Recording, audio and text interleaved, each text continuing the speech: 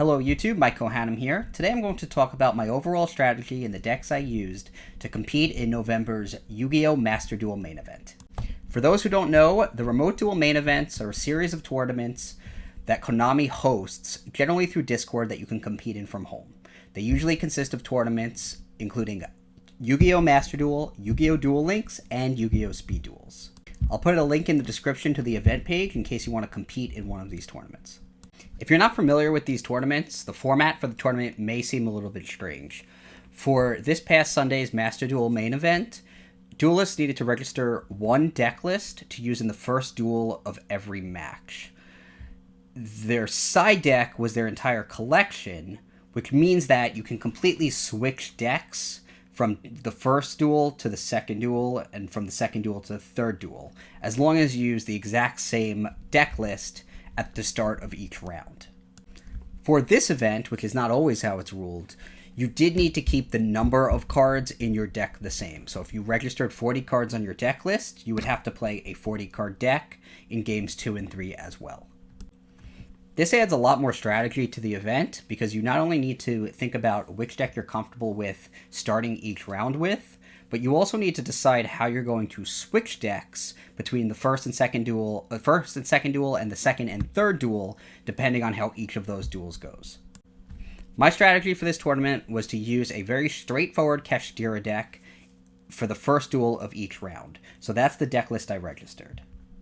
Not only am I comfortable with Kashtira decks because I played them so often in the Yu-Gi-Oh! Trading card game, but Kashtira decks also can play very well whether they go first or second, which made them much less dependent on the coin flip than other decks are. My deck swapping strategy, however, was to switch into Labrynth anytime I lost with Kashtira, which guaranteed that I would be going first. So I was only using my Labrynth deck if I knew I'd be going first.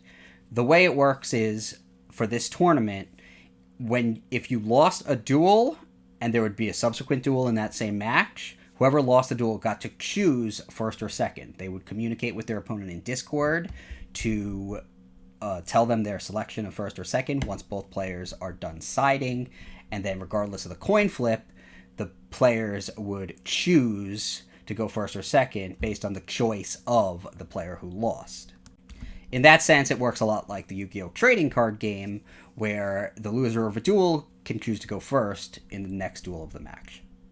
I did get second place in this main event, which netted me some awesome prizes, including a Zeus Top Cut mat, the coveted Rescue Rabbit plush, which I am going to give to my daughters, and Master Duel sleeves. Because I did not get first place, I did miss out on the Master Duel mouse, as well as the Exodia Master Duel mouse pad. Another thing I just want to mention quickly is the end of time procedure that they used for this particular event. The FAQ for this November Remote Duel main event is silent as to how end of time procedure works for Yu-Gi-Oh! Master Duel. So for this event, they ruled that when time in the round is called, the duelist would finish that duel and then check number of wins of each player. The player with more wins would win the match, and if the players had the same number of wins, then it would be a draw. This end of time procedure is bizarre. I'm not aware of any end of time procedure quite like it, and it sort of makes it so that there's no time limit, because if time is called in the third duel, they just finish. Which typically time is not called in the first or second duel. So it was a little strange. I'm curious to see whether this is a correct end of time procedure that will eventually be memorialized in some sort of policy document or FAQ, or if this was a one-off end of time procedure used for this November Remote Duel event. So I'm looking forward to seeing how that develops, and we'll probably have some more information by the December Remote Duel main event. So here's the Kashtira deck list that I registered for the tournament. Keep in mind, I'm only stuck with this deck list for the first duel of each round, and then my entire collection is my side deck. So what would happen is I built this deck so that it doesn't have any strong preference for going first or second, and it can play regardless of whether I win or lose the coin flip. Once the first duel's over, it's a whole new world because now you can kind of predict whether you're going first or second. If you lose the first duel, you know you can choose to go first in the second duel. At that point, I would switch to my Labrynth deck. This is the Labrynth deck that I typically used going first if I lost the first duel. Or even if I won the first duel, lost the second duel, and knew I would be going first in the third duel, then this would come out in the third duel. The deck is pretty much only built this way because I was assured that I'd be going first. It's a 40-card deck, just like the Kashtira deck, making it legal under the tournament rules.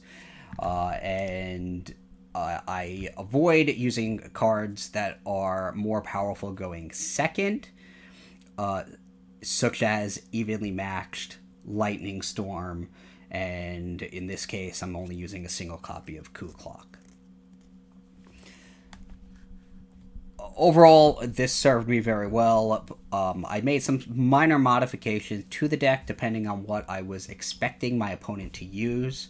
While I do think that the best strategy is to keep swapping decks so that it's pretty much impossible to effectively side deck against your opponent, I did notice that a lot of players would just run it back with the same deck they used in the first duel, whether it's because of shortage of cards in their collection or they just wanted to use what they're most comfortable with.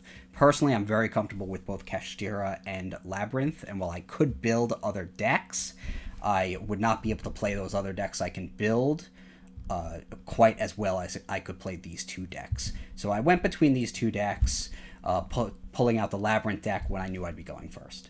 I think Labrynth is one of the decks that is strongest or has the greatest advantage when it's going first compared to some other decks, whereas Labrynth decks will struggle going second. So being able to only bring it out when you're first is really awesome. And it's kind of like that event they had in Master Duel where you can change your deck based on whether you're first or second. Keep in mind, you do side deck before your opponent chooses first or second. So your opponent could choose to go second, making you go first when you're prepared to go second and side deck to go second.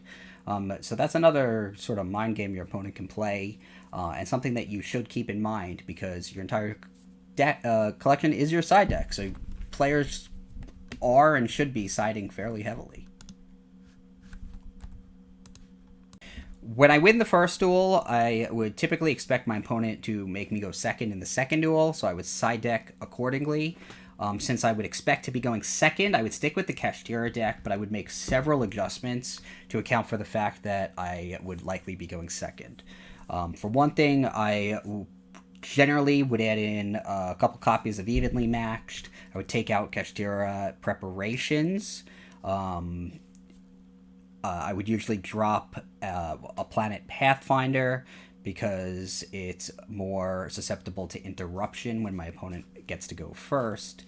I would, depending on what I think my opponent's playing, I might drop the Kaiju. I might put in a second copy of Thrust to help search for preparations. Not preparations, sorry, to search for Evenly Matched. And also I would likely put in one copy of Lightning Storm to work with the second thrust if I chose to do the thrust. And also kind of reading what I think my opponent is playing.